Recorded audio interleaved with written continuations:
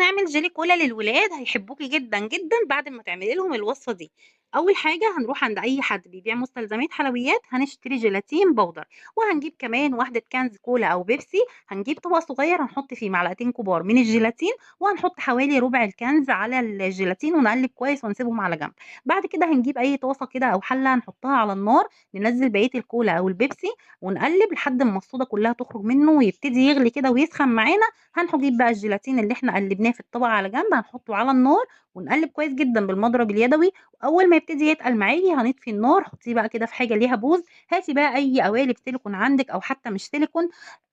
أي أشكال هتطلع حلوة جدًا. هننزّل بقى الجيلي بتاعنا في القوالب وندخّله الفريزر ما بيطوّلش، حوالي 10 دقايق أو ربع ساعة وهيبقى معاكِ أحلى جيلي كولا في الدنيا، ولادِك هيحبوه جدًا. يالّا بسرعة انسخي الرابط وابعتيه لكل أصحابِك وحبايبِك عشان تجربوه سوا، واكتبي لي رأيِك في الكومنتات واشتركي وفعّلي زر الجرس لو لسه مش مشتركة